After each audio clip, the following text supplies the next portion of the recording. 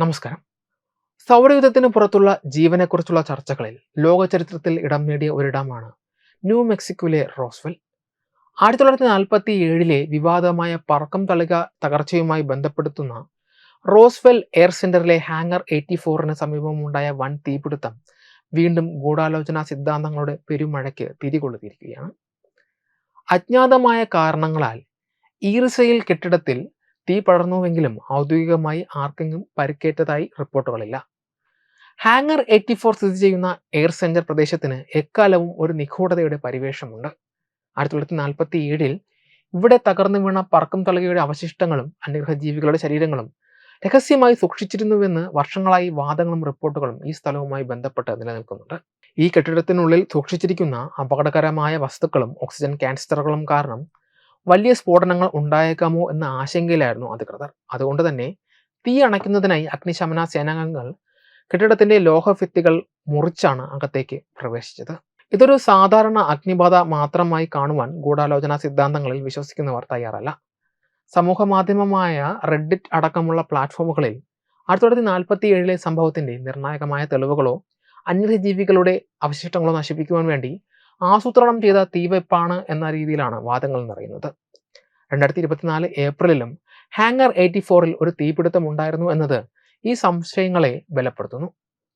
അമേരിക്കയിലെ മുൻ ഇന്റലിജൻസ് ഉദ്യോഗസ്ഥൻ ഡേവിഡ് ഗ്രഷ് UFOകളെക്കുറിച്ചും അവയുടെ അവശിഷ്ടങ്ങളെക്കുറിച്ചും നടത്തിയ മൊഴികൾക്ക് പിന്നാലെ ഇത്തരമൊരു സംഭവം നടന്നത് യാദൃശ്ചികമല്ല എന്ന് പലരും വാദിക്കുന്നു. വെളിപ്പെടുത്തലിന്റെ യുഗം എന്ന ഡോക്യുമെന്ററിയുമായി ബന്ധപ്പെട്ട ചർച്ചകൾ സജീവമായ ഈ സമയത്തെ അഗ്നിബാധ രഹസ്യങ്ങൾ മറച്ചുവെക്കാനുള്ള ശ്രമമാണെന്ന് അവർ കരുതുന്നു. എങ്കിലും ഈ വാദങ്ങളെ തള്ളിക്കളയുന്ന ശബ്ദങ്ങളും ശക്തമാണ്. റോസ്വെല്ലിൽ താമസിക്കുന്ന ഒരാൾ തീപിടുത്തം വിമാനത്താവളത്തിന്റെ അറ്റകുറ്റപ്പണി നടക്കുന്ന ഭാഗത്താണ് സംഭവിച്ചതെന്നും വാർത്തകൾ തെറ്റിദ്ധാരണ പരത്തുന്നതാണെന്നും പറയുന്നു. കൂടാതെ 1947 കണ്ടെത്തിയ അവശിഷ്ടങ്ങൾ ഇപ്പോഴും അവിടെ സൂക്ഷിക്കാൻ സാധ്യതയില്ല എന്ന് മറ്റു ചിലർ വാദിക്കുന്നു. എന്നാൽ മരുഭൂമി പോലെയുള്ള ഈ പ്രദേശത്ത് എങ്ങനെയാണ് ഇത്രയും വലിയ തീപിടുത്തം ഉണ്ടായത് എന്ന ചോദ്യം ഇപ്പോഴും നിലനിൽക്കുകയാണ്. 1941 US എയർഫോഴ്സിന്റെ പരിശീലന താവളമായി സ്ഥാപിക്കപ്പെട്ട റോസ്വെൽ എയർബേസിലാണ് 1947 ജൂലൈയിൽ UFO തകർന്നു വീണതായി ആരോപിക്കപ്പെടുന്ന സംഭവം നടക്കുന്നത്. തകർന്നു വീണത് ഒരു പറക്കം തളികയാണെന്ന് സൈന്യം ആദ്യം സമ്മതിച്ചു എങ്കിലും പിന്നീട് ഈ പ്രസ്താവന പിൻവലിച്ച് അതൊരു കാലാവസ്ഥാ നിരീക്ഷണ ബലൂൺ ആയിരുന്നുവെന്ന് തിരുത്തി പറഞ്ഞു. ഇതോടെയാണ് ഗൂഢാലോചനാ സിദ്ധാന്തങ്ങളുടെ വാതിൽ തുറക്കപ്പെടുന്നത്.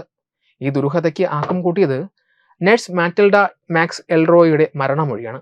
അവർ തന്റെ മരണശൈലിയിൽ നൽകിയ മൊഴി ഇന്നും UFO ചർച്ചകളുടെ കേന്ദ്ര ബിന്ദുവാണ്.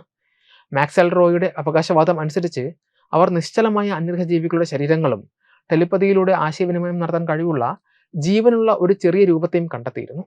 ഈ വെളിപ്പെടുത്തലാണ് റോസ്വെൽ സംഭവത്തെ പുസ്തകങ്ങളിലും സിനിമകളിലും ഒരു ജനപ്രിയ സാംസ്കാരിക പ്രതിഭാസമാക്കി മാറ്റുന്നത്. ഇന്ന് റോസ്വെൽ നഗരം തന്നെ ഒരു UFO ടൗൺ എന്ന പേരിലാണ് അറിയപ്പെടുന്നത്.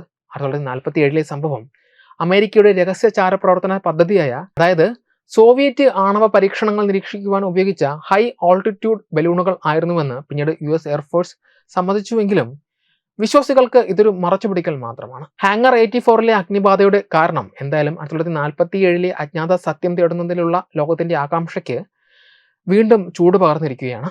പുതിയ വെളിപ്പെടുത്തലുകൾ സജീവമാകുന്ന ഒരു കാലഘട്ടത്തിൽ ഇത്തരം ദുരൂഹ സംഭവങ്ങൾ കൂടുതൽ ചോദ്യങ്ങൾ ഉയർത്തുന്നു എന്നതിനപ്പുറം ഉത്തരം കിട്ടാത്ത ആ വലിയ ചോദ്യം, നാം ഒറ്റയ്ക്കാണോ ഈ പ്രപഞ്ചത്തിൽ, വീണ്ടും ശക്തമാക്കുകയാണ്. വെബ് ഡെസ്ക് തത്വമൈ TV.